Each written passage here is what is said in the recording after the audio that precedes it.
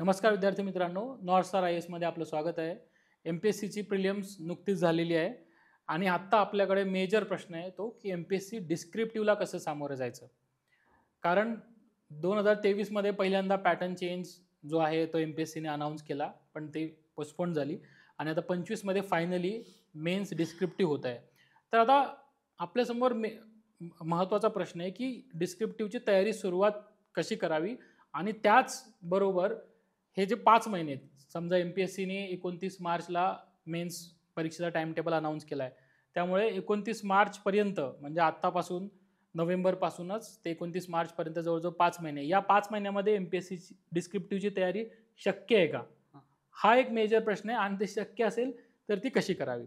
तर विद्यार्थी मित्रांनो, आज आपल्यासोबत आहे सौरभ इंजेकर सर, ज्यांना UPSC मेन्सचा एक्सपिरियन्स आहे चांगलाच आणि ते एक आयडियल कॅन्डिडेट आहे यावर बोलायला, कारण त्यांनी UPSCची मेन्स परीक्षा 5दा दिलेली आहे आणि त्यातल्या त्यात काही मेन्स त्यांनी मराठीतून दिलेले आहेत आणि काही इंग्लिशमधून दिलेले आहेत. त्यामुळे लँग्वेजचा पण जो आहे ते प्रश्न आन्सर करतील.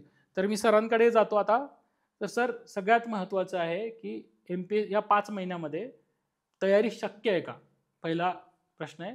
आणि तयारी शक्य असल्यास कशी करायला हवी? सुरुवात कुठून करायला पाहिजे? या 5 महिन्यामध्ये जर तुम्हाला MPSC मुख्य परीक्षा क्रॅक करायची असेल तर तुमचं प्लॅनिंग अँड स्ट्रॅटेजी खूप महत्त्वाची आहे. नक्कीच तयारी करणं शक्य आहे बघा. आणि 5 महिन्यामध्ये जर तुम्ही करत असाल तर त्यामध्ये मुख्यतः आपण ती तयारी करणारे विद्यार्थी कोण आहेत हे ओळखणं गरजेचं आहे. ठीक आहे. त्या विद्यार्थ्यामध्ये आपण मुख्यतः 3 कॅटेगरी बघू शकतो. एक कॅटेगरी आहे पहिली, ती म्हणजे जुने विद्यार्थी ज्यांनी ऑब्जेक्टिव्ह पॅटर्नचा बऱ्याच वर्षापासून अभ्यास केला, ज्यांनी मेन्स पण दिलेले असतील, म्हणजे त्यांचं बेसिक नॉलेज थोडं क्लिअर आहे. दुसरी कॅटेगरी आहे ती म्हणजे मागील एका वर्षापासून जे MPSCची तयारी करत आहे, डायरेक्ट न्यू पॅटर्नची तयारी करत, जे पहिल्यांदा यावर्षी मुख्य परीक्षा देणार. आणि तिसरी कॅटेगरी म्हणजे ज्यांनी UPSCची तयारी केलेली आहे, UPSCचे मेन्स दिलेले आहेत किंवा काही वर्षापासून करत आहेत. असे 3 कॅटेगरी. सो या 3 कॅटेगरीमध्ये आपण ही परीक्षा कशी डील करता येऊ शकते यांचा विचार करायला पाहिजे. बरोबर. जी पहिली कॅटेगरी आहे बघा, ज्यांनी आधी ऑब्जेक्टिव्ह एक्झाम दिलेली आहे, ऑब्जेक्टिव्हची मेन्स दिली आहे, ऑब्जेक्टिव्हची मेन्स दिलेली आहे जुन्या पॅटर्न. सो त्यांचं बेसिक नॉलेज चांगलं आहे, स्ट्रॉंग आहे. ठीक आहे. त्यांना काय करायचे आता राहिलेल्या 5 महिन्यामध्ये तेच नॉलेज स्ट्रॉंग बनवायचे आहे आणि UPSCचे PYQ अॅनालाइज करून त्या PYQ मध्ये ते नॉलेज कसं बसवता येईल याचा विचार करा. जर आपण मेन्स डिस्क्रिप्टिव्हचं जर म्हटलं, आपण MPSC मेन्स ऑब्जेक्टिव्हचं जर म्हटलं तर हिस्ट्री, जिओग्राफी, इकॉनॉमी, पॉलिटी हे विषय तर आहे जे आपल्या UPSCच्या मेन्स परीक्षेच्या 2 आणि 3 बऱ्यापैकी कव्हर करतात. ठीक आहे. म्हणजे बेस त्यांचा एक चांगला आहे, स्ट्रॉंग. आणि इव्हन ऑब्जेक्टिव्ह पॅटर्न मधील विद्यार्थ्यांना एक बेनिफिट काय आहे की ऑब्जेक्टिव्हची तयारी करताना त्यांनी फॅक्च्युअल खूप स्टडी केलं. बरोबर. त्या फॅक्टचा वापर इथं आन्सर लिहिताना कसा इफेक्टिव्हली करता येईल, बरोबर, ते तुम्हाला समजणं गरजेचं आहे. बरोबर. आणि मग त्यासाठी जे वेगळे क्रायटेरियाज या ठिकाणी वापरले जातात, सगळ्यात महत्त्वाचं तुम्हाला क्वेश्चन समजणं गरजेचं आहे. बरोबर. ठीक आहे. त्यामध्ये अडचण येऊ शकते.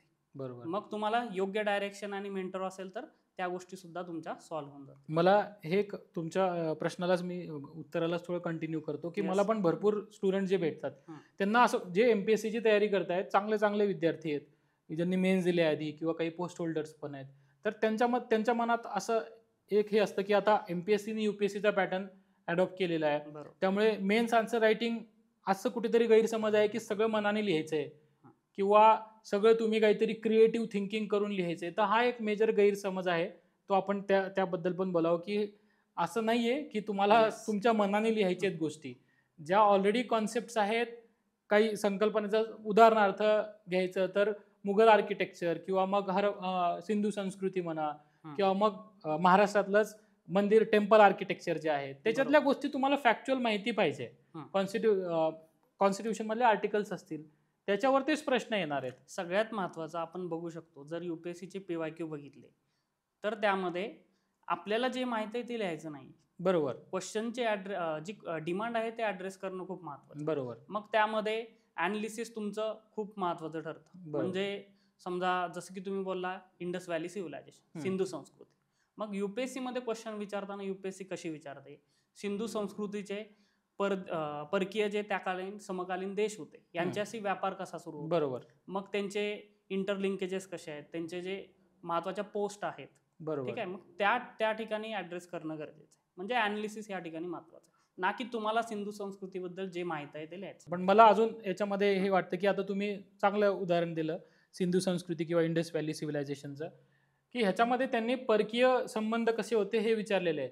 तर तुम्हाला बेसिक मुळात परकीय संबंध काय होते हे तर माहिती पाहिजे. बरोबर आहे. म्हणजे तिथं तुम्हाला Yes. डोकं लावायची गरज नाहीये. जर तुम्हाला पाठ असल्या गोष्टी की समजा त्यांचा बहारेनशी कॉन्टॅक्ट होता, त्यांचा मग इजिप्तशी कॉन्टॅक्ट होता, असं जर तुम्हाला माहिती असलं आणि ॲडिशनली आपण मॅप वगैरे काढतो UPSC मध्ये, तसा मॅप तुम्हाला आठवला का मग हे करता येईल. बरोबर. तर असं तुमच्या डोक्यातून काही नवीन उपज नाही करायची आपल्याला डिस्क्रिप्टिव्ह रायटिंगमध्ये. जे आहेत पुस्तकांमध्ये बिटवीन द लाईन्स आपण जे म्हणतो येस, ते जरी आपण लक्षात ठेवलं. बरोबर. तुमचा क्वेश्चन, त्याची डिमांड काय आहे, बरोबर. सेकंड तुमचा कंटेंट, आणि बरोबर तुमचं त्या क्वेश्चनच्या आन्सर मध्ये होणारं स्ट्रक्चर, बरोबर. या तिन्ही गोष्टी महत्त्वाच्या. त्या आन्सरच्या स्ट्रक्चरवर सर आपण येऊ. Yes. आपण पहिल्या कॅटेगरी ऑफ स्टुडंट बद्दल बोललो की ज्यांना UPSC मेन्स MPSC ऑब्जेक्टिव्ह मेन्सचा अनुभव आहे. बरोबर. त्यांना तुम्ही सांगितलं की त्यांनी आधी त्यांचा बेस कन्सॉलिडेट करावा, जे ऑलरेडी आहे त्याच्यावरती कुठले PYQ आले ते. मला अजून वाटतं की त्यांना त्यांच्यासाठी एक पूर्णपणे नवीन विषय 2 म्हणजे मेजर आस्पेक्ट आहेत. कारण निबंध तर होताच MPSC ला आधी, होता. तो फक्त थोडा एलॅबोरेट करायचा आहे, त्याच्यावर पण आपण येऊ. पण पूर्णपणे नवीन विषय जो आहे तो आहे एथिक्स. हा बरोबर. तिघं कॅटेगरी ऑफ स्टुडंटला नवीन विषय आहे. त्याची सुरुवात करायला पाहिजे. म्हणजे तो एक करण्याची प्रायोरिटीने करण्याची गरज आहे. आणि दुसरा आहे त्यांचं ऑप्शनल. बरोबर. ह्या 2 त्यांना जास्त अभ्यास करायची गरज आहे. त्याच्यावरती येऊच आपण. दुसऱ्या कॅटेगरी ऑफ स्टुडंट्सनी कसं करावं? जी सेकंड कॅटेगरी आहे बघा, जी मागील 1 वर्षापासून वगैरे नवीन पॅटर्नचा अभ्यास करत असेल, त्यांनी ऑप्शनल थोडाफार अभ्यासला असेल किंवा GSचं बेसिक नॉलेज त्यांचं झालेलं असेल, ठीक आहे, 1 वर्षापासून अभ्यास करतायत. सगळ्यात महत्त्वाचं आता त्यांच्यासाठी आहे की जे PYQs आहेत, ठीक आहे, ते PYQ स्वतःसोबत कंटिन्यू पाहिजेत. UPSCचे UPSCच्या मेन्सचे PYQ किती वर्षाचे बघितले पाहिजे जनरली? निदान मागील 6 ते 7 वर्ष. कारण पॅटर्न MPSCने UPSCचाच पॅटर्न घेतलाय, त्यामुळे ॲज इट इज पॅटर्न घेतलेला आहे. किमान मागील 6 ते 7 वर्ष तुम्ही PYQ कंटिन्युअसली बघायला पाहिजे. त्याशिवाय तुम्ही जो अभ्यास करत आहे तो योग्य डायरेक्शननं चाललेला आहे काही समजणार. बरोबर. ठीक आहे, तुमच्यासोबत सिलेबस हवा, PYQs बुक पाहिजे. बरोबर. ठीक आहे, ते सॉल्व असू दे किंवा फक्त क्वेश्चन असू दे, फक्त सोबत पाहिजे. आणि तिसरी गोष्ट म्हणजे त्यांनी जे वाचलेलं आहे आत्तापर्यंत ते व्यवस्थित रिवाइज करून जे न्यू एरियाज राहिलेले आहेत, जसं की त्यांचे एथिक्स, नीतिशास्त्र जे आपण म्हणतो ते राहिलं असेल, किंवा जे महत्त्वाचे एरियाज आहेत जसं की GS1 मध्ये वर्ल्ड हिस्ट्री बराच निग्लेक्टेड एरिया आहे, बरेच लोक त्याचा अभ्यास करत. हे महत्त्वाचे एरिया त्यांनी रिवाइज करा, म्हणजे सिलेबस कम्प्लिशनकडे त्यांना जायला सगळ्यात महत्त्वाचं. आणि UPSC ज्यांना UPSC मेन्स किंवा UPSCचा त्यांनी अभ्यास केलेला आहे फाउंडेशनचा, त्यांच्यासाठी काय? आता जे UPSC आधीपासून करत आहेत, ज्यांनी काही मेन्स दिले असतील बघा, आतापर्यंत मी शेकडो स्टुडंट्सच्या आन्सर कॉपीज चेक केलेल्या आहेत, ठीक आहे, वेगवेगळ्या क्लासमध्ये, दिल्लीच्या क्लासमध्ये. सो त्यातून मला काय समजलं, UPSCची तयारी करणारे विद्यार्थी यांचा सुद्धा महत्त्वाचा जो इश्यू आहे तो म्हणजे क्वेश्चनचे ॲड्रेस डिमांड करत नाहीत. बरोबर. पुन्हा तेच जे तुम्ही मागाशी म्हणला की त्यांना जे माहीत आहे ते लिहित आहेत. सो असं व्हायला नको. त्यांनी सर्वात महत्त्वाचं क्वेश्चनची डिमांड ॲड्रेस करायला हवी, ॲन्सरचं स्ट्रक्चर त्यामध्ये रिफॉर्मॅटिंग करायला हवं, ठीक आहे, ते रिफाईन करायला हवं. आणि तिसरी गोष्ट म्हणजे ज्यावेळेस तुम्ही ॲन्सर लिहिताय तर टाईम मॅनेजमेंट खूप महत्त्वाचं आहे. बऱ्याच स्टुडंटचा पेपर कंप्लीट होत नाही. बरोबर. सो जर तुमचे 2 ते 3 क्वेश्चन जरी राहिले पर पेपर, तर तुमचा जो तुम्ही रेसमध्ये आहे ते रेसमधून मागं पडत जात. बरोबर. ठीक आहे. सो UPSCच्या स्टुडंटना हेच सांगायचे मला की क्वेश्चनचे डिमांड ॲड्रेस करा आणि सेकंड टाईम मॅनेजमेंट. सर, तर मी तुम्हाला समअप करतो की 3 कॅटेगरी ऑफ स्टुडंट जे आहेत त्यांच्यामध्ये एक गोष्ट कॉमन इथे जाणवते की तुम्हाला PYQचं अंडरस्टँडिंग चांगलं पाहिजे. कारण MPSC मेन्स डिस्क्रिप्टिव्ह जी आहे ती UPSCच्याच धर्तीवरती घेतलेली परीक्षा आहे, त्यामुळे आपल्याला रेफरन्स काहीच नाही ना दुसरा. म्हणजे क्वेश्चन पेपर बघणार कुठले, एकच UPSCचाच आहे. तर UPSCचेच PYQ बघा, म्हणजे मागच्या 5-6 वर्षाचे बघितले, अजून 10 वर्षाचे बघितले तर अजून चांगलं. अजून मला एक मुद्दा याच्यामध्ये ऍड करावा असं वाटतो की वाचावं काय. म्हणजे आता मार्केटमध्ये भरपूर नोट्स अवेलेबल आहेत. इंग्लिशमध्ये तर तुम्ही UPSCच्या नोट्स पण घेऊ शकतात, मराठीमध्ये पण आता भरपूर नोट्स अवेलेबल आहेत. तर तुम्ही डायरेक्ट रेडीमेड नोट्स पण घेऊ शकतात कुठल्याही क्लासचं, जे तुम्हाला समजेल, ज्याच्यामध्ये तुम्हाला कनेक्ट तुम्ही होणार ते तुम्ही सुरू करू शकतात. उगाच मोठे मोठे ठोकळे वाचत बसू नका.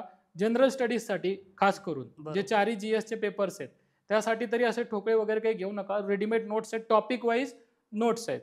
आणि अजून सरांनी एक मुद्दा सांगितला की MPSC तुम्हाला एरियाज पण सब्जेक्ट वाईज एरियाज पण शोधावे लागतील तुम्हाला, राईट, की कुठल्या सब्जेक्टमध्ये कुठला एरिया स्कोरिंग आहे त्याच्यावर काय. बघा, जे माझ्या स्टुडंट्सना नेहमी सांगत असतो मी, ठीक आहे, जे जनरल स्टडीजचे एरियाज आहेत जसं की GS1 आहे, GS2 आणि 3, यामध्ये काय महत्वाचे निश एरियाज आहेत. जर आपण त्यांच्यावर व्यवस्थित फोकस केला तर इतर स्टुडंटपेक्षा आपल्याला जास्त मार्क्स स्कोर करणं इझी जातं. बरोबर. जसं की GS1 मध्ये इंडियन सोसायटी हा एक निग्लेक्टेड टॉपिक आहे. बरोबर. ठीक आहे. हिस्ट्री जिओग्राफी आपण पहिल्यापासून वाचत असतो, प्रिलिम्सला सुद्धा ते आपण अभ्यासत असतो. बरोबर. सो इंडियन सोसायटी व्यवस्थित केला आणि थोडं जनरल आहे बघा. इंडियन सोसायटी समजणं, रिवाइज करणं इतकं अवघड नाही. आणि त्याचे क्वेश्चन्स पण जनरली सोपे कंटेम्पररी असतात. येतात की आजचा समाज काय चालू आहे, सोशल मीडिया असेल, महिलांची परिस्थिती असेल, फॅमिली स्ट्रक्चर्स याबद्दल हा, म्हणजे क्वेश्चन सुद्धा लिमिटेड आहेत आणि ते क्वेश्चन ओळखणं सुद्धा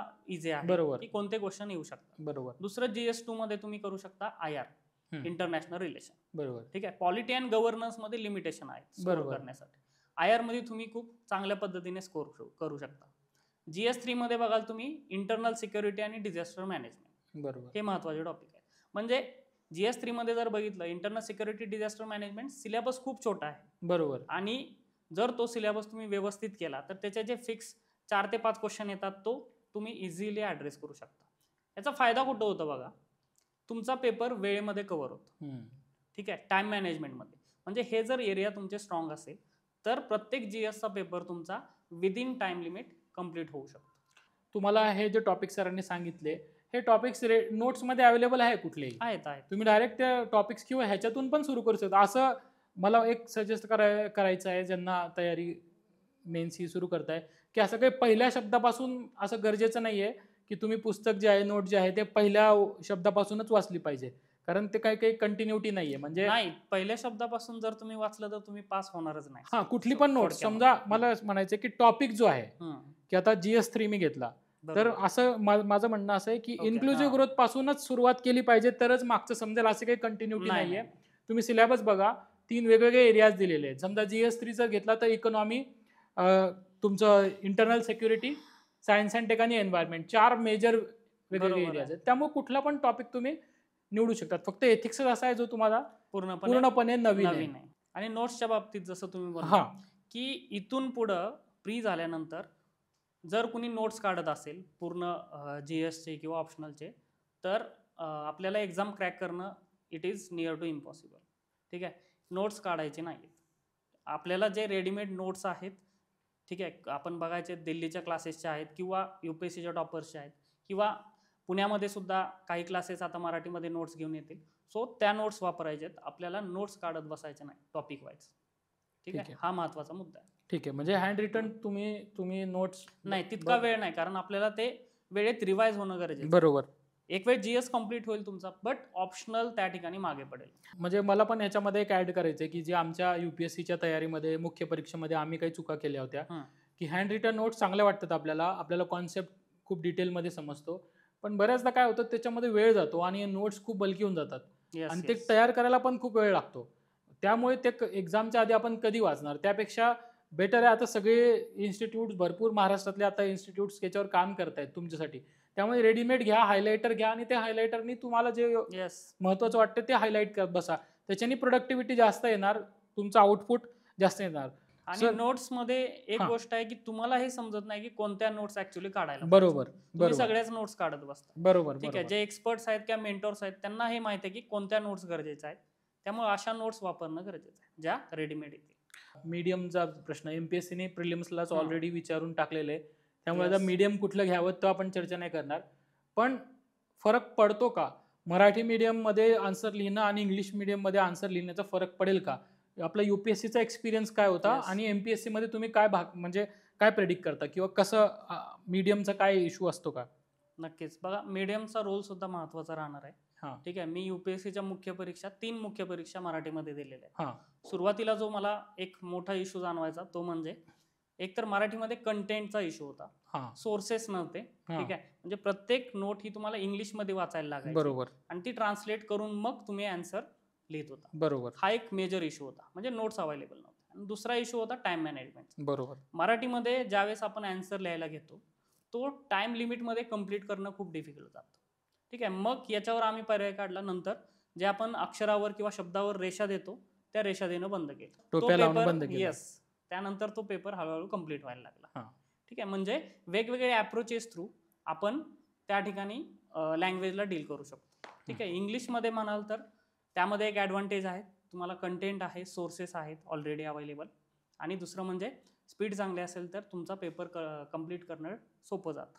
ठीक आहे. ठीक आहे, बट मराठीवाल्यांनी असा मनामध्ये एक न्यूनगंड वाटून देऊ नका की आपण यामध्ये कुठेतरी मागं पडतोय. कारण ॲट द एंड ही महाराष्ट्राची एक्झाम आहे, MPSC बरोबर. आहे.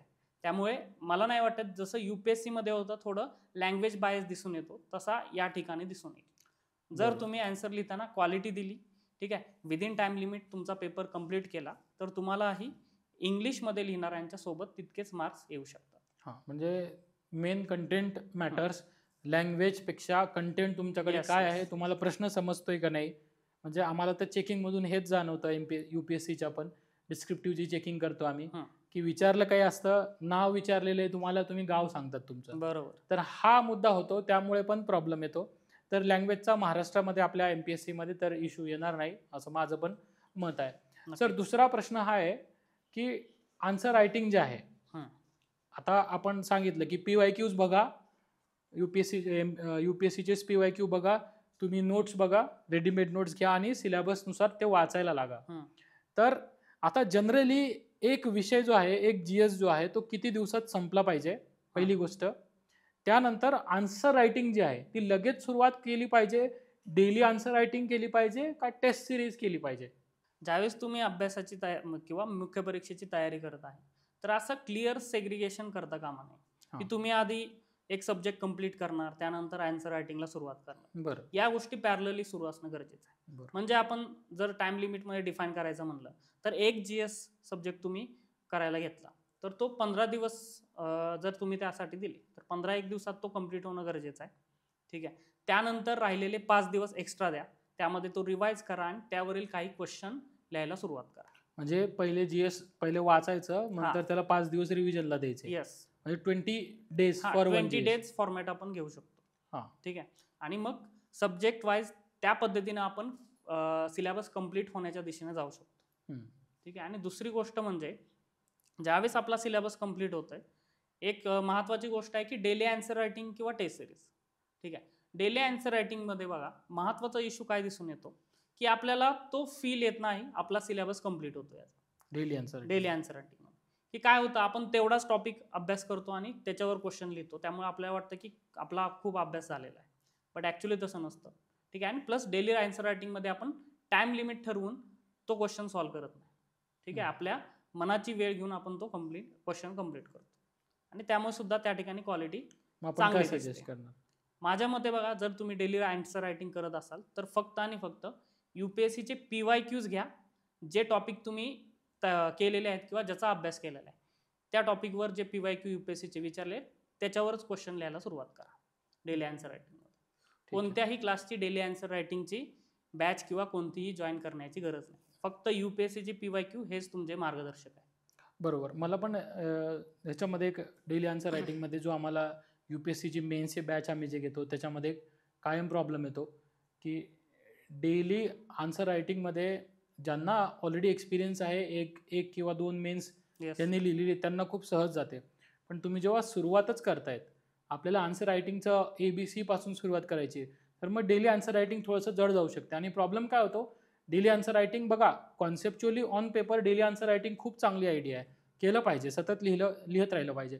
पण प्रॉब्लेम काय होतो, मी पण ॲज अन ॲस्पिरंट जेव्हा मी स्वतःला बघत होतो की मी 2 दिवस लिहितो आणि तिसऱ्या दिवशी नाही फॉलो झाली तर माझा मोमेंटम जो आहे, आत्मविश्वास जो आहे तो कमी होतो आणि मग ते सायकल एक निगेटिव्ह माइंडसेट सायकल तयार होते की मी लिहितच नाहीये, मला जमणारच नाही, अशा गोष्टी आहेत. त्यामुळे डेली न करता तुम्ही डेलीचा अर्थ म्हणजे दररोज नका घेऊ, डेली म्हणजे तुम्ही 2 दिवसांनी 3 दिवसांनी पण रेग्युलरली लिहिलं पाहिजे असं मला वाटतं. त्यामुळेच तो मिडल पाथ सांगितला की तुम्ही जो सिलेबस करताय तो कंप्लीट करा टॉपिक, त्याच्यावरचे टॉपिक PYQ वाईज. लिहा. समजा तुमचं GS3 उचललाय आणि तुम्ही इंटरनल सिक्युरिटी वाचलं तर त्याच्यावरती तुम्ही PYQs लिहा. आणि सरांनी एकदम मी पण 100% अग्री करतो की UPSCचेच PYQ लिहा, बाकी कुठल्याही दुसऱ्या याचे लिहायला जाऊ नका. कशासाठी म्हणजे माझं मत आहे ते काही खराब आहे असं नाही म्हणायचं मला, कारण पहिली तर आपल्याला परीक्षा कळली पाहिजे ना, एक्झाम कळली पाहिजे. आणि Yes. एक्झाम कशाने कळणार आहे, जेव्हा आपण PYQs बघू. त्यामुळे UPSCचेच PYQ लिहून काढा. आणि मेन म्हणजे सगळ्यात महत्त्वाचा जो मला माझ्या प्रिपरेशन UPSCच्या तयारीमध्ये कायम प्रॉब्लेम आला तो हा होता स्पीडचा. बरोबर. तुमची स्पीड तुम्ही लिहिल्याशिवाय वाढणार नाही. त्यामुळे मला असं वाटतं अजून एक सजेशन माझं याच्यावर असं राहील की जेव्हा पण तुम्ही डेली 3 दिवसांनी 2 दिवसांनी आन्सर लिहिताय तर टाईम ठेवा, टाईमचा ट्रॅक ठेवा. समजा तुम्हाला 3 आन्सर लिहायचे तर 3 आन्सर किती वेळेत लिहून झाले बरोबर. ह्याची नोंद ठेवा. आणि समजा आयडियली आपल्याला 10 मार्काच्या क्वेश्चनला 7 मिनिटं असतात आणि 15 मार्काच्या क्वेश्चनला 14 मिनिटं आपण UPSC देते आपल्याला. तर असं नाही की तुमचे पहिल्याच दिवशी 7 मिनिट होणार आहेत, 7 मिनिटात होणार आहे, 8 मिनिटात होणार आहे, 15-15 मिनिटं लागतात 10 मार्काचा Yes. क्वेश्चन लिहायला. सो पहिली तर एक्सेप्ट करा की हा मला वेळ लागणार आहे बाबा, मी पहिल्यांदाच लिहायला जातोय. त्यामुळे फक्त मला म्हणायचं की त्याचा ट्रॅक ठेवा. तुम्हाला माहिती पाहिजे की यार 7 मिनिटाच्या जागी मला 12 मिनिटं 15 मिनिटं लागत आहेत. त्यामुळे तुमचा तो एक मेजर इश्यू होऊन जातो आणि त्याच्यावर तुम्ही मग काम करायला लागतात. बरोबर. तुम्ही फ्रिक्वेन्सी वाढवतात लिहायची. त्यामुळे तो टाइमाचा स्टॉक जो आहे ते ठेवणं मला असं वाटतं गरजेचं आहे. त्यामुळे टेस्ट सिरीज बद्दल सर तुम्ही काय सांगणार? आता ज्या मुद्द्यावर आपण चर्चा करत होतो स्पीड, ठीक आहे. जर बऱ्याच मुलांना बघा within time limit paper solve करता येत नाही. टेस्ट सिरीजचा फायदा काय आहे की तुमचं टाइम मॅनेजमेंट कसं होतंय हे समजतं. बरोबर. ठीक आहे. म्हणजे तुम्हाला कुठे कमी वेळ पडतोय किंवा कुठल्या एरियावर तुम्ही जास्त वेळ तिथं जाताय तुमचा. आणि दुसरी म्हणजे एक्झाम एन्व्हायरमेंटमध्ये ती प्रेशर तुम्हाला कसं हँडल करता येईल हे सुद्धा त्या ठिकाणी तपासता येईल. बरोबर. सो या ठिकाणी बघा तुमचा 3 पद्धतीने अभ्यास होतो. एक तर तुम्ही बेसिक कंटेंट रीड करत आहात, ठीक आहे, तो टॉपिक वाईज करत आहे. देन त्या टॉपिकचे PYQs तुम्ही डेली आन्सर रायटिंगच्या फॉर्मॅटमध्ये सॉल्व्ह करत आहे, ठीक आहे. आणि थर्ड फॉर्मॅट म्हणजे टेस्ट सिरीज, ठीक आहे. टेस्ट सिरीज महत्त्वाचे आहेत नक्कीच, कारण तुमचे जे फ्लॉज आहेत, विकनेसेस आहेत ते त्या ठिकाणी तुम्हाला समजतात. मग जसं टेस्ट बाय टेस्ट आपण पुढे जाईल तसं ते फ्लॉज किंवा विकनेसेस कमी करून परफेक्शनकडे कसं जाता येईल हे आपल्याला समजू शकतं. सर किती टेस्ट दिल्या पाहिजे तरी पण साधारणतः? सुरुवातीच्या काही टेस्ट बघा सेक्शनल द्यायला हवे, ठीक आहे. जो आपला सिलेबस आपण कंप्लीट करतोय त्या सिलेबसनुसार सेक्शनल टेस्ट द्यायला हवे, ठीक आहे. आणि कॉम्प्रेहेन्सिव्ह ॲटलिस्ट एक टेस्ट देणं गरजेचं आहे. म्हणजे संपूर्ण GS1 ची एक, GS2 ची एक, या पद्धतीने. सो एक 7-8 टेस्ट. समजा 8 टेस्ट तुम्ही सेक्शनल दिल्या, 4 कॉम्प्रेहेन्सिव्ह दिल्या आणि 2 एसेच्या टेस्ट दिल्या, इट इज इनफ. ठीक आहे. बघा आणि टेस्ट सिरीज बद्दल अजून आमचा UPSCचाच एक्सपिरियन्स इकडे सांगतो अजून स्टुडंट्सचा, की टेस्ट सिरीजमध्ये काय होतं, काय जे UPSC ज्यांनी मेन्स दिली आधी त्यांना माहिती आहे, त्यांना हा प्रॉब्लेम कायम येतो की तुम्ही समजा टेस्ट दिली, तुम्ही अभ्यास केला, तुम्ही टेस्ट दिली, तुमचा पेपर चेक झाला आणि तुमच्या मेंटरनी काही तुम्हाला सांगितलं की बाबा तुझ्या आन्सरमध्ये कीवर्ड्स येत नाही आहे किंवा शब्द व्यवस्थित वापर किंवा लेंदी होत आहेत आन्सर्स किंवा इंट्रोडक्शन जास्त लेंदी होत आहे, कन्क्लुजन लेंदी होत आहे. तर हा जो फीडबॅक असतो ना, हाच फीडबॅक तुम्हाला इम्प्रूव्ह करतो. बरोबर. त्यामुळे तो फीडबॅक टेस्ट देणं जेवढं महत्त्वाचं आहे तेवढंच महत्त्वाचं आहे त्या टेस्ट नंतर तुम्हाला फीडबॅक काय आला. आणि जर नाही व्यवस्थित येत असेल तर तुम्ही जाऊन विचारा, ज्यांनी पण पेपर चेक केला आहे, ज्याच्याकडे तुम्ही टेस्ट सिरीज देत आहे त्याला विचारा की काय मी कसं इम्प्रूव्ह करेल. एकतर 2 गोष्टी बघा याच्यामध्ये की तुमच्या चुका, तुमचे लिमिटेशन्स ते दाखवणार आणि त्यांच्याकडनं तुम्हाला हे पण कळलं पाहिजे की कसं इम्प्रूव्ह करायचं. म्हणजे जर स्पीडचा इश्यू असेल तर तो कसा इम्प्रूव्ह करायचा, जर कीवर्ड्स येत नसतील, योग्य शब्द येत नसतील, उदाहरणं येत नसतील तुमच्या आन्सरमध्ये, ते कसं इम्प्रूव्ह करायचं हे तुम्ही त्यांच्याकडनं जाणून घ्या. प्रश्न तुम्हाला विचारावे लागतील. आणि सर यासोबतच मला आता टेस्ट सिरीज आपण बोललो, टेस्ट सिरीजमध्ये पण बोललो, तर त्यांनी हे तर आहे की डेली आन्सर रायटिंगबद्दल आपण बोललो, टेस्ट सिरीजबद्दल बोललो, अभ्यास कसा करायचा आहे, सुरुवात कुठून करायची बोललो. तर डेली रुटीन कसं असलं पाहिजे, म्हणजे या 4-5 महिन्यामध्ये डेली काय काय केलं पाहिजे. आणि त्याच्या आधी एक प्रश्न महत्त्वाचा राहिला की ऑप्शनल्स. ऑप्शनल तर सगळ्यांनाच नवीन आहे. समजा UPSC वाल्यांचे ऑप्शनल झाले असतील ते आहे गोष्ट, पण जे पहिल्या 2 कॅटेगरी ऑफ स्टुडंट्स आपण म्हणतो त्यांचं पण ऑप्शनल राहिलेलं असणार आहे.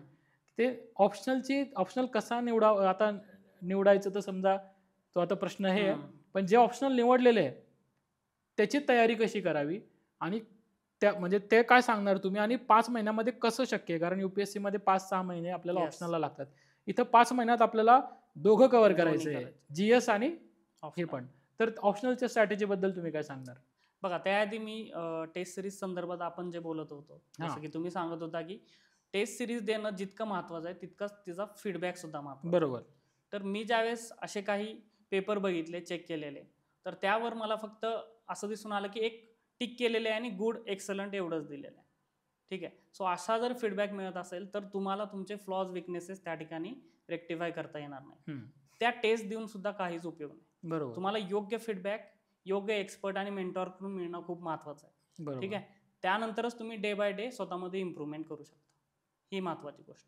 आणि दुसरं म्हणजे जे तुम्ही सुरुवातीला म्हणला की within time limit paper complete करणं कसं शक्य आहे. सो मी माझ्या स्टुडंटना नेहमी सांगत असतो, यासाठी एक स्ट्रॅटेजी आहे ज्याला मी म्हणतो CSP स्ट्रॅटेजी.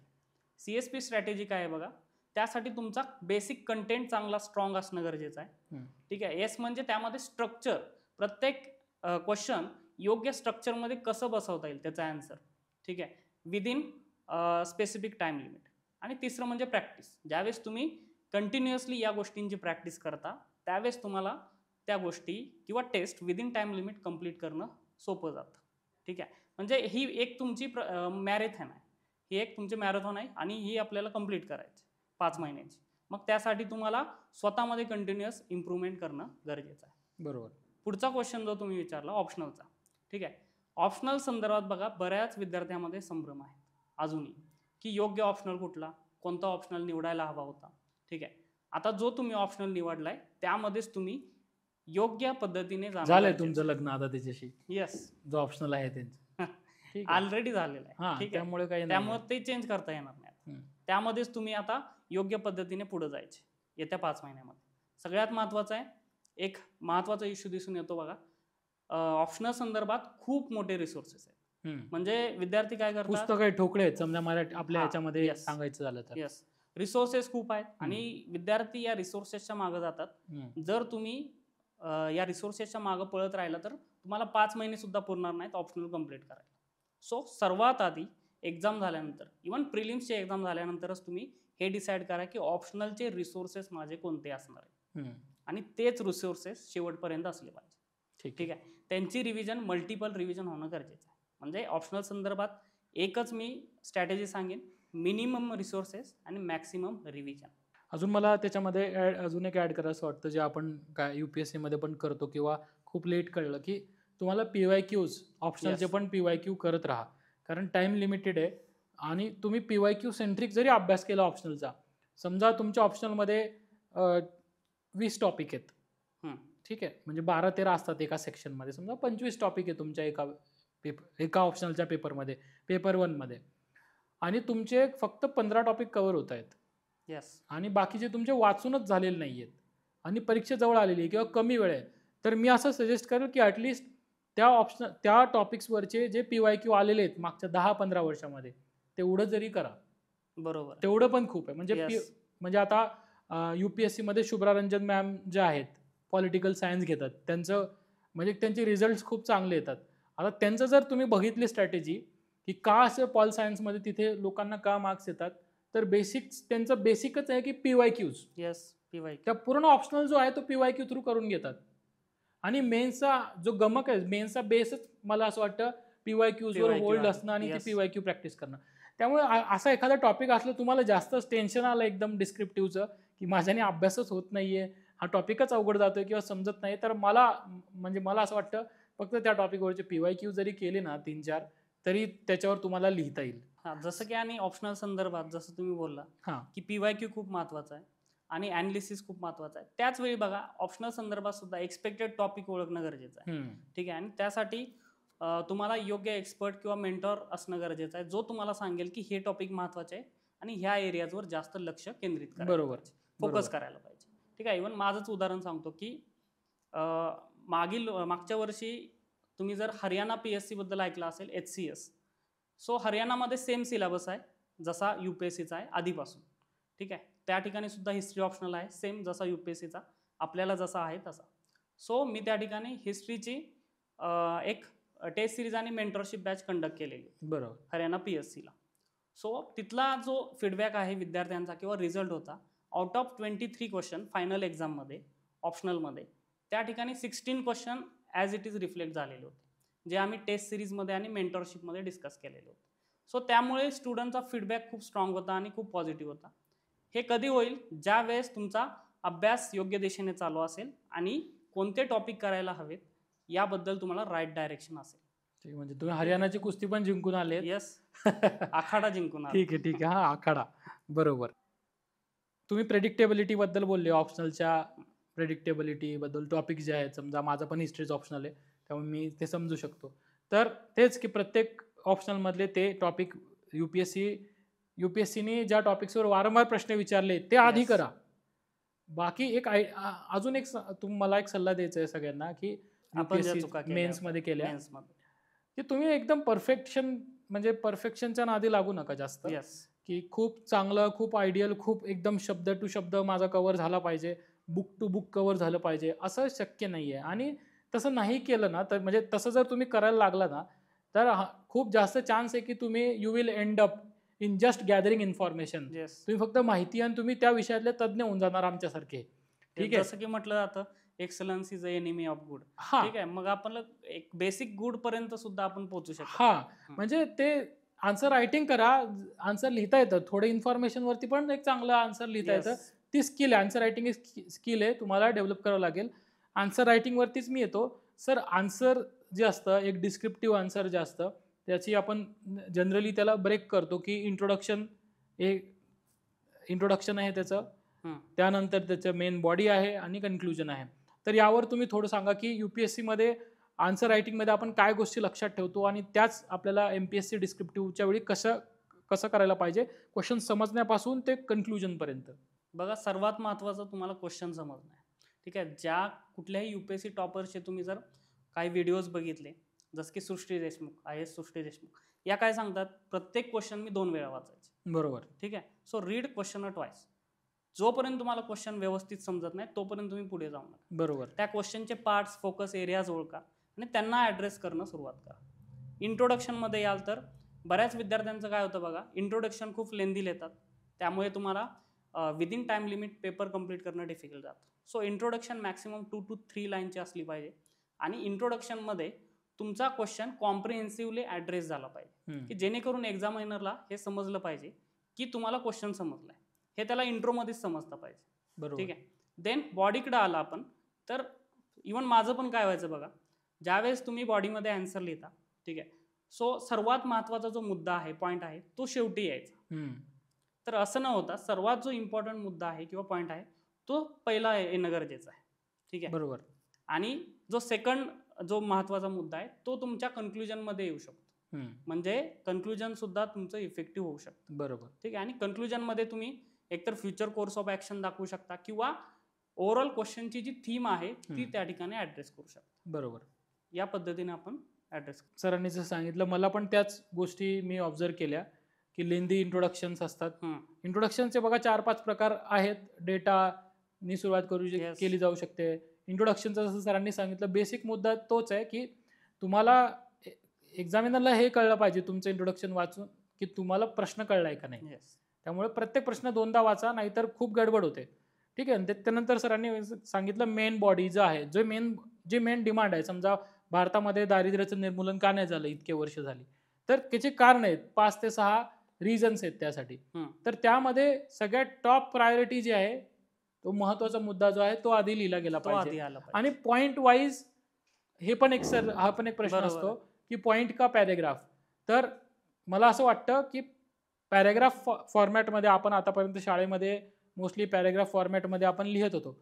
पॅरेग्राफ की बघा, फॉर्मॅटमध्ये काही इश्यू नाही आहे, पॅरेग्राफ पॉईंट दोघं चांगले आहेत. फक्त पॉईंट का सजेस्ट केला जातो की UPSCमध्ये जास्त डायमेन्शन, जास्त पॉईंट्स, बरोबर, जितके ज्या आन्सरमध्ये जास्त पॉईंट्स त्या आन्सरला जास्त मार्क्स दिले जातात. तर सर आपण आता बघितलं की ऑप्शनल कसा डील करायचा, ऑप्शनलला कसं सामोरं जायचं. आता आपण GS आणि ऑप्शनल दोघं बघितले, तर मला असं विचारायचं की आपला डेली रुटीन जो आहे किंवा ओव्हरऑल प्लॅनिंग जो आहे रुटीन, ते कसं असलं पाहिजे, दिवस कसा डिवाइड आपला असला पाहिजे. बघा, आपण जे डेली रुटीन करतोय ते खूप महत्त्वाचं आहे. त्यामध्ये योग्य प्लॅनिंग असणं गरजेचं आहे. जसं की आपण 2 पद्धतीनं हे प्लॅनिंग करू शकतो. एक तर डेली रुटीन आणि वीकली रुटीन. डेली रुटीनमध्ये आपण एक लिमिटेड सिलेबस ठरवू शकतो आणि तो आपल्याला कंप्लीट करायचे. ठीक आहे. आणि वीकली रुटीनमध्ये एक section of syllabus, for example GS1चा वर्ल्ड हिस्ट्री आपल्याला कंप्लीट करायची विदिन अ वीक. सो तो वर्ल्ड हिस्ट्री आपण डेली टार्गेट्समध्ये डिवाइड करायचे आणि डे वाईज तो कंप्लीट करायचे. ठीक आहे. आणि वीक पूर्ण झाल्यानंतर वर्ल्ड हिस्ट्रीचे जे UPSCचे PYQ आलेले आहेत ते ॲनालाइज करायचे. म्हणजे या पद्धतीनं आपण सिलेबसचा एक एक पॉईंट किंवा एक एक पार्ट आपल्याला कंप्लीट करत जायचे. ठीक आहे. म्हणजे आपण जर आपल्याला ही एक्झाम क्रॅक करायची असेल तर ओव्हरऑल प्लॅनिंग कसं असायला पाहिजे बघा, जसं की महाराजांच्या आग्रा सुटकेसारखं. ठीक आहे. म्हणजे त्यामध्ये अचूक नियोजन असणं गरजेचं आहे. आपल्याला बरोबर. एक अर्धीच गोष्ट माहिती आहे की महाराजांनी आग्रा सुटका किंवा आग्र्याच्या ज्या नजरकैदेमधून ते सुटले. ठीक आहे. त्यासाठी त्यांनी जे आपण बघू शकतो की मिठाईच्या पेटाऱ्यांचा वापर केला, जे युक्ती वापर. बट तिथपर्यंतच ते टास्क नव्हतं. सेकंड टास्क त्यासाठी किंवा त्याहूनही खूप अवघड होतं. ते म्हणजे आग्र्यापासून रायगडपर्यंत यायचं. बरोबर. आणि त्यासाठी त्यांनी जी योजना किंवा प्लॅनिंग केली ती अभ्यासणं खूप महत्त्वाचं आहे. बरोबर. म्हणजे आपलं सुद्धा प्लॅनिंग या पद्धतीने असायला हवं की डेली, वीकली आणि त्यानंतर आपण सिलेबस कसं कम्प्लिशनकडे जातोय बरोबर. हे आपल्याला माहीत असलं पाहिजे. ह्यालाच पुढे जर डिस्कशनला न्यायचं म्हटलं तर break your complex task into smaller task. बरोबर. तुम्ही पूर्ण तुमचा जो दिवस आहे तो छोट्या छोट्या पार्ट्समध्ये ब्रेक करा. किंवा म्हणजे आमच्या प्रिपरेशनच्या वेळी आम्ही एक स्ट्रॅटेजी वापरत होतो की ऑप्शनल्स आणि GS हे दोघं तुम्हाला बॅलन्स करायचं आहे. ऑप्शनलचा अभ्यास आहे, GSचा पण अभ्यास आहे, पेपर पण लिहायचे, रायटिंग पण करायची आहेत. ह्या 2-3 सायमल्टेनियसली गोष्टी मेन्सच्या अभ्यासाला करायच्या असतात. तर तुम्ही काय करू शकता, तुमचा म्हणजे माझ्या रेकमेंडेशननुसार किंवा आम्ही जसं करत होतो, तुम्ही एक ऑप्शनल बघा मेन आहे तुमचा 500 मार्क तुमचा ऑप्शनल आहे. म्हणजे GSमध्ये तरी थोडंफार 19-20 तुम्ही झालं किंवा GSमध्ये आपण असं म्हणू की जनरल रिलेटेड भरपूर क्वेश्चन्स येतात, तुम्हाला लिहिता येतील. ते थोडं समजा फ्लड्सवरती क्वेश्चन येतात, तुम्ही फ्लड्स जरी एकदम टेक्निकल वाचलेलं नाहीये तरी तुम्हाला पूरस्थिती जी आहे फ्लड्सवरती तुम्हाला उत्तर लिहिता येईल. पण तुम्ही जर ऑप्शनल व्यवस्थित नसलं तुमचं तर ऑप्शनल हा टेक्निकल विषय आहे. त्यामुळे मला असं वाटतं की दिवसातले आपले 10-12 तास अभ्यास केल्याशिवाय पर्याय नाही आता. हे तर आपल्याला मान्य करावं लागेल. त्यापैकी असं आपण म्हणू की 5 ते 6 तास जे आहेत तुम्ही ऑप्शनलला द्या. तुमच्या दिवसातले 2 ते 3 तास किंवा 4 तास तुम्ही GSला द्या.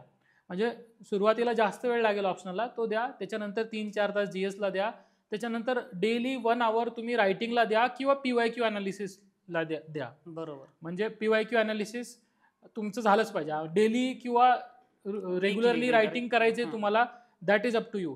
पण तुम्ही PYQs दररोज बघितले पाहिजे आणि त्यासाठी थोडा वेळ दिवसाला देणं गरजेचं आहे. अजून मला एक महत्त्वाचं वाटतं सर याच्यामध्ये की डिस्क्रिप्टिव्हला जाताना खास करून जी लोक मराठीमध्ये तयारी करत आहे, कारण इंग्लिशमध्ये पण तयारी करणाऱ्यांसाठी सांगतो तुम्हाला न्यूजपेपर वाचणं गरजेचं आहे. बरोबर. म्हणजे इंग्लिशमध्ये तो भरपूर आहेत ऑप्शन्स. इंडियन एक्सप्रेस आहे, द हिंदू आहे, तुम्हाला संपादकीय एडिटोरियल जे आहेत ते वाचणं गरजेचं आहे. मराठीसाठी पण मी सांगतो कारण जोपर्यंत आपण संपादकीय वाचत नाही तोपर्यंत एका विषयावरती लिहितात कसं, लँग्वेजवर कमांड येणं गरजेचं आहे. बरोबर. वाचले नाही. त्यामुळे अर्धा ते पाऊण तास तुमचा दिवसातला त्याच्यासाठी न्यूजपेपरसाठी डेडिकेटेड पाहिजे. सो ऑप्शनल तुमचा 5-6 तास, GS तुमचा 4 तास, अर्धा 1 तास तुमचं हे पाहिजे डेली PYQ अनालिसिस किंवा रायटिंग ऑल्टरनेट करा आणि अर्धा पाऊण तास तुमचा. बरोबर. त्यामध्ये एक मुद्दा मला एक सांगावा वाटतो की जो न्यूजपेपर रिडिंग आहे डेली, हाफ आवरच्या वरती नसलं पाहिजे. बरोबर. ठीक आहे. जास्तीत जास्त अर्धा तास. बरेच मुलं काय करतात, मी जे बघितलं दिवसाचे 4-5 तास न्यूजपेपरच वाचत असतात. बरोबर. सो त्याचा काहीच फायदा होत नाही. बरोबर. सो अर्धा तास फक्त तुम्ही रीड करा जो काय महत्वाचा, आणि त्यासाठी आपल्याला सिलेबस समोर असणं गरजेचं आहे. जोपर्यंत तुम्हाला सिलेबस तंतोतंत माहित नाही तोपर्यंत तुम्हाला न्यूजपेपरमध्ये हे समजणार नाही की काय वाचलं पाहिजे. ठीक आहे. बरोबर. ठीक आहे. सो ते गोष्टी समजणं गरजेचं आहे. हे झालं सर आपला डेली रुटीन बद्दल. आता अजून एक महत्त्वाचा मुद्दा आहे की रिव्हिजन हा एक इम्पॉर्टंट फॅक्टर आहे. कारण तुम्ही नोव्हेंबरमध्ये आता अभ्यासाला सुरुवात करणार, बरीच लोक आता ऑप्शनलचं वाचायला किंवा GSचं वाचायला. तुम्ही जेव्हा डिसेंबरमध्ये जाणार तेव्हा आपलं पुढचं पाठ मागचं सरचं पाठ असं आपली गत असते बऱ्याचदा. इथे पण तसंच होणार. बरोबर. तर रिव्हिजन कसं करायला पाहिजे, किती फ्रिक्वेन्सी असली पाहिजे, किती दिवसांनी एक विषय परत घेतला पाहिजे, आणि तुम्ही काय कसं रिव्हिजनची स्ट्रॅटेजी वापरत होतात तुमच्या वेळी? बघा, मी ज्यावेळेस मुख्य परीक्षेचा अभ्यास करत होतो तर माझी स्ट्रॅटेजी अशी होती की ज्याला म्हटलं जातं क्युम्युलेटिव्ह रिव्हिजन. म्हणजे आपण दिवसा जे अभ्यास करतोय दिवसभर त्याची रात्री झोपताना एक ब्रेन स्टॉर्मिंग करणं गरजेचं आहे. म्हणजे बरोबर. From the morning to night तुम्ही क्रोनॉलॉजिकली ज्या काही गोष्टी वाचल्यात त्या इमेजिन करा, त्या व्हिज्युलाइज करा आणि त्या आठवण्याचा प्रयत्न करा. त्यामुळे तुमच्या ब्रेनमध्ये बघा एक वेगळे इंटरलिंकेजेस डेव्हलप होण्याचा एक सुरुवात होते बरोबर. आणि ते आपल्याला आन्सर रायटिंगमध्ये खूप इफेक्टिव्ह होतं. बरोबर. देन सेकंड फॅक्टर आहे की वीकलीमध्ये मी काय करायचो, पूर्ण वीकभर जो अभ्यास केलेला आहे आठवडाभर, सो एखादा दिवस फॉर एक्झाम्पल संडेला अर्धा दिवस हा टेस्ट लिहिण्यासाठी किंवा PYQ अनालिसिस करण्यासाठी मी वापरायचो आणि हाफ डे जो पूर्ण आठवडाभर तुम्ही अभ्यास केलेला आहे तो रिवाइज करण्यासाठी मी वापरतो. म्हणजे एक प्रकारे तुम्ही डेली रिव्हिजन कशा पद्धतीने करताय, तुमचं ब्रेन स्टॉर्मिंग करून, इंटरलिंकेजेस डेव्हलप करून, आणि वीकली रिव्हिजन तुमचा जो होल सिलेबस झालेला आहे आठवड्याचा तो त्या ठिकाणी रिवाइज होत आहे. ठीक आहे. म्हणजे या पद्धतीनं आपण त्यानंतर जर वीकली सिलेबस तुमचा वीक बाय वीक कंप्लीट होत गेला, म्हणजे एक सब्जेक्ट पूर्ण कंप्लीट झाला एका महिन्यानंतर, फॉर एक्झाम्पल जनरल स्टडीज 1, मग त्यासाठी एक 2 to 3 डेज देण्याची गरज आहे. त्या कमी वेळामध्ये पूर्ण सिलेबस फास्ट रिवाइज करणं गरजेचं आहे. ठीक. मला अजून एक ह्याच्यामध्ये आमची एक स्टुडंट आहे, तिला मेन्समध्ये खूप चांगले मार्क्स आलेत मागच्या वर्षीच्या मेन्समध्ये. तर तिची एक स्ट्रॅटेजी आहे ते की काय करायचं, समजा तुम्ही आज जो अभ्यास केला, समजा फर्स्ट डे तुम्ही सुरुवात केली की समजा तुम्ही हिस्ट्री GS1 वाचायला घेतला आणि GS1चा एक टॉपिक वाचला पहिलाच, आणि उद्या तुम्ही दुसरा टॉपिक वाचणार आहे, तर दुसरा टॉपिक वाचायच्या आधी पहिल्या टॉपिकची रिव्हिजन करायची. बरोबर. म्हणजे दुसऱ्या दिवसाची सुरुवात करायच्या आधी पहिल्या दिवसाची रिव्हिजन करायची. परत तिसऱ्या दिवसाला जेव्हा तुम्ही जाणार वाचायला तेव्हा पहिल्या 2 दिवसाचा आधी वाचायचं, मग थर्ड डेला सुरुवात करायची. बरोबर. या पद्धतीने काय होणार की जो फर्स्ट डे तुमचा बघा कितीदा रिइटरेट होतोय, रोज तो रिइटरेट होतोय. आणि रिव्हिजन करताना असं गरजेचं नाही की तुम्ही ओळ बाय ओळ वाचा. सगळ्यात महत्वाचं तेच आहे, जसा आपला सिलेबस पुढे जाईल तसा त्यासाठी रिव्हिजनला लागणारा वेळ वाढत जाणार आहे. मग आपल्याला ती रिव्हिजन सुद्धा किती फास्ट करता येईल याचा विचार करायला. बरोबर. म्हणजे त्यातले महत्वाचे कीवर्ड्स फक्त फास्ट वाचणं. ठीक आहे. म्हणजे दिवसभरात जे तुम्ही वाचले दुसऱ्या दिवशी जर रिवाइज करताय तर ते तुमचं 10 ते 15 मिनिटांमध्ये व्हायला पाहिजे रिव्हिजन, या पद्धतीने. म्हणजे अजून आपण याच्यामध्ये एक करू शकतो की तुम्ही नोट्स, जेव्हा तुम्ही नोट्स वाचणार आहे, कुठल्याही तुम्ही इन्स्टिट्यूटची नोट्स घेणार आहे किंवा विषयाची नोट्स घेणार आहे तुमच्या, तर त्याला हायलाईट करा. तो जे महत्त्वाचे पोर्शन्स आहेत त्याला हायलाईट करून ठेवा. डेटा असेल, फॅक्ट्स असेल, डेफिनेशन असतील, ते महत्त्वाचं आहे, ते हायलाईट करा आणि तेवढा हायलाइटेड पोर्शनच फक्त बघत चला. आणि रिव्हिजन करताना तुम्ही जर परत पहिल्या ओळपासून वाचायला लागले तर मग तुम्ही फ्रस्ट्रेट होणार आणि मग रिव्हिजन होणार नाही. त्यामुळे जस्ट 1-2 मिनिटं तुम्ही जर असे डोळे मिटून जरी रिकॉल केलं की मी काल काय वाचलेलं आहे आणि तुम्हाला 50% जरी आठवलं तरी भरपूर आहे. म्हणजे असं काही सगळंच आठवलं पाहिजे याचा अट्टाहास करू नका, नाहीतर फ्रस्ट्रेशन होईल. अजून सर ह्याच रिलेटेड एक डाऊट आहे की मुलं रुटीन तर सेट करतात, तुम्ही डेली प्लॅनिंग म्हणतोय, वीकली प्लॅनिंग म्हणतो आपण, पण जर समजा 2 दिवस नाही झालं आणि ते एकदम प्लॅन पण एकदम स्ट्रिक्ट बनवतात, म्हणजे त्याच्यामध्ये कशालाच ते स्पेस देत नाही. आपण पण तसंच केलेलं आहे. तर नाही झालं एखाद दिवशी, दुसऱ्या दिवशी फॉलो, तर ते सोडून देतात आणि फ्रस्ट्रेट होतात. तर असं एक तर डेली मोटिवेट कसं राहायचं, आणि 5 महिने हा काही छोटा कालावधी नाहीये, नवीन गोष्टी आहेत, नवीन रस्ता आहे सगळा. ठीक आहे. तर त्या याच्यामध्ये चालत असताना काही लोकांना सुरुवातीला काही मजा येईल, नवीन नवीन गोष्टी करतायत, नवीन पर्स्पेक्टिव्ह डेव्हलप होईल, पण थोड्या दिवसांनी एक फ्रस्ट्रेशन येतं किंवा कुठेतरी अडकल्यासारखं होतं. तिथून कसं मोटिवेट स्वतःला करायचं आणि कसं मोमेंटम कसा मेंटेन ठेवायचा. बघा, कोणीही किंवा कोणताही व्यक्ती परफेक्ट नसतो. ठीक आहे. की आपण जे टार्गेट ठेवतोय डेली किंवा वीकली, बऱ्याच वेळा असं होऊ शकतं की काही इमर्जन्सी येऊ शकते, मग त्यामध्ये ते आपण टार्गेट कंप्लीट करू शकत नाही. बरोबर. त्यामुळे फ्रस्ट्रेशन येऊ द्यायची गरज नाही. बरोबर. मोटिवेशन म्हणजे जे तुम्ही ऍटलिस्ट इतर दिवशी जे टार्गेट कंप्लीट करताय, ते टार्गेट कंप्लीट होताना जे तुमचे टिक प्रत्येक दिवसाचे होत जातील तेच तुमचं मोटिवेशन बनत राहील. ठीक आहे, डे बाय डे. आणि दुसरी गोष्ट म्हणजे यासाठी आपण एखादा छोटासा ग्रुप बनवू शकतो. ग्रुप इन द सेन्स त्यामध्ये मॅक्सिमम 2 ते 3 आपले जवळचे मित्र असले पाहिजे, जे एकमेकाला मोटिवेट करतील. ठीक आहे. बऱ्याच वेळा ग्रुपमध्ये असं दिसून येतं की 4, 5, 6 लोक असतात आणि त्यामध्ये कॉम्प्लेक्सिटी, गोंधळ वाढत जातो. सो ग्रुप मॅक्सिमम 2 ते 3 लोकांचा असावा, जो एकमेकाला मोटिवेट करत राहील. ठीक आहे. मग त्यामधून जे आपल्या गोष्टी किंवा काही दिवस वाया गेलेले आहेत ते दुसऱ्या मित्राच्या सहाय्याने कसे भरून काढता येईल त्यांनी ज्या नोट्स तयार केलेल्या आहेत त्या आपल्या कशा वापरता येईल, म्हणजे त्या ठिकाणी कॉपरेशनचा अप्रोच असला पाहिजे. बरोबर. ठीक आहे. मग या पद्धतीने आपण मोटिवेशन कंटिन्यू ठेवू शकतो. मोटिवेशनपेक्षा मला म्हणजे एथिक्सचा कॉन्सेप्ट आहे म्हणून मी त्याच्यावर थोडासा बोलतो हं. की इमोशनल इंटेलिजन्स हा महत्त्वाचा कॉन्सेप्ट आहे. बरोबर आहे. भावनिक बुद्धिमत्ता जी आहे की तुम्हाला जास्त इमोशन्सशी म्हणजे न ठेवता की कारण मोटिवेशन कसं आहे बघा, मोटिवेशन हे असं स्पाइक सारखं एनर्जी स्पाइक शुगर स्पाइक जसे होतात Yes. आपल्या शरीरात की तुम्हाला खूप खूप जास्त ऊर्जा येते आणि नंतर ती लगेच ड्रॉप Down. डाऊन होते. हं. तर असं काही इमोशनली अटॅच नका होऊ त्या गोष्टीला. तुमचं रुटीन फक्त फॉलो करा. जसं तुम्ही जे ठरवलंय त्या गोष्टी इम्प्लिमेंट करा आणि Yes. डिसिप्लिन राहा. म्हणजे डिसिप्लिनचा अर्थ काय आहे की जे ठरवलंय ते करणं आणि अजून त्याच्यामध्ये महत्त्वाचं आहे की योग्य वेळेवर झोपणं आणि उठणं. बरोबर आहे. तुमच्या झोपेचा आणि उठायचा वेळ फिक्स पाहिजे. लायब्ररीत जाण्याचा वेळ फिक्स पाहिजे. तुम्ही डिसिप्लिन असला ना, तुम्ही मग तुमच्या म्हणजे एक खूप चांगलं हे की वाक्य आहे की जर तुम्ही डिसिप्लिन्ड आहात तर तुम्ही तुमच्या मूड्सचे गुलाम नसतात. हं. नाहीतर तुम्ही मूड्सवरती अभ्यास करत असतात. आज चांगलं वाटतंय, माझा आज मूड चांगला आहे, मी आज अभ्यास करतो. बरोबर. माझा आज खराब आहे.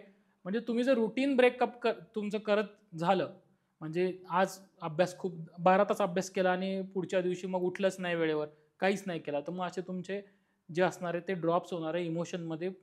तुमचं इमोशन्स मन तुम्हाला अभ्यास करू देणार नाही. बरोबर. त्यामुळे एक स्ट्रिक्ट स्वतःला त्यामुळे जबाबदार ठेवा. काही इमर्जन्सी आली किंवा काही सिच्युएशन आली त्यामुळे तुमचा जर काही वेळ गेला तर ठीक आहे. हां. बट तुम्ही एखादा दिवस पूर्ण टाइमपास करत आहे आणि त्यानंतर मग ते रुटीन परत सुरू करायला अवघड बरोबर. जातंय. बरोबर.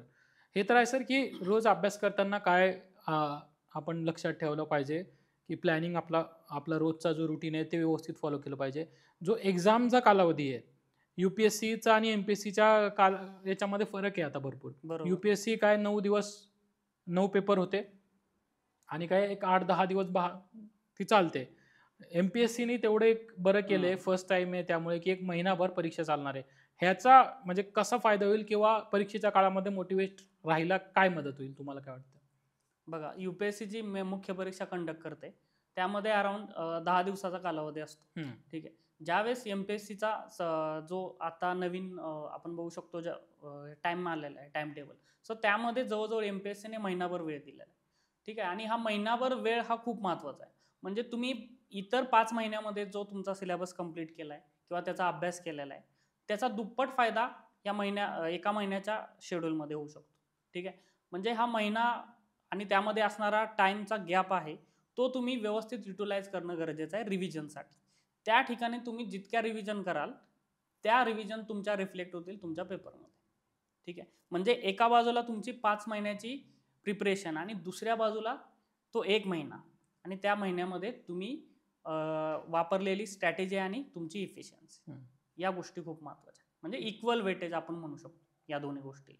बरोबर. ठीक आहे. त्यामुळे तो महिना आणि MPSCनं तेच विचार करून कदाचित पहिला हा प्रयत्न असल्यामुळे इतका मोठा गॅप दिला असेल. सो त्याचा आपल्याला फायदा करून घेता आलं पाहिजे आणि त्यासाठी योग्य डायरेक्शन आणि व्यवस्थित गायडन्स असणं सुद्धा खूप महत्त्वाचं आहे. बघा, तो जो एक्झामचा म्हणजे तो पॉझिटिव्ह फॅक्टर आहे 1 महिना दिला MPSCने.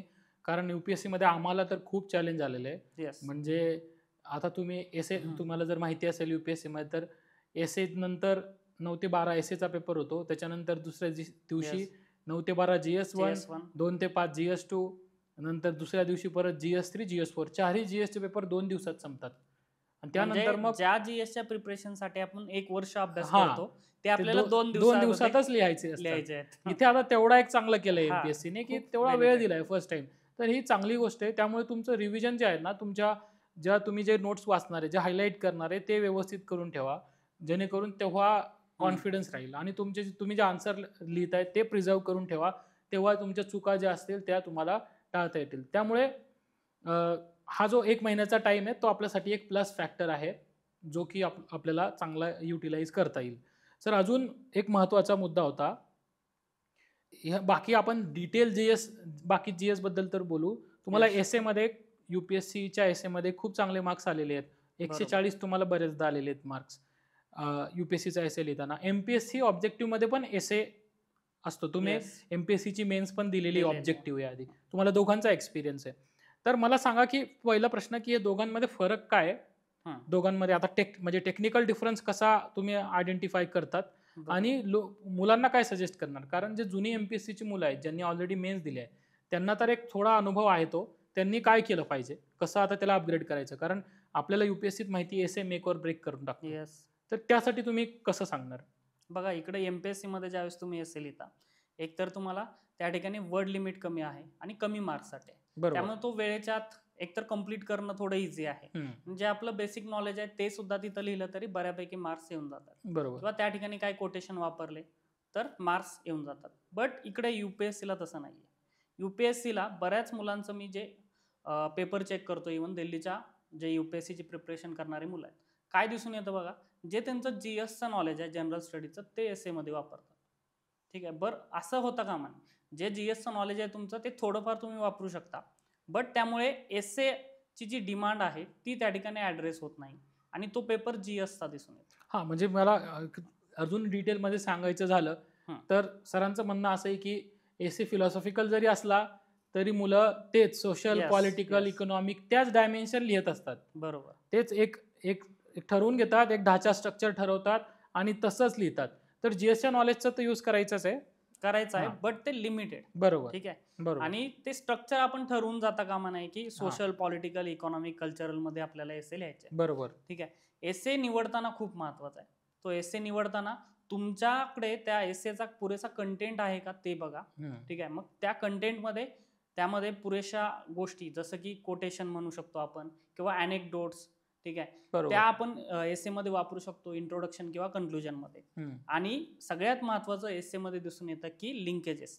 ठीक आहे. जी तुमची एसए लिहिताना फ्लो आहे तो कंटिन्यू राहायला पाहिजे. जर तुमचा फ्लो ब्रेक झाला आणि बऱ्याच वेळा ब्रेक होत असेल तर एसएला मार्क्स येणं अवघड जातं.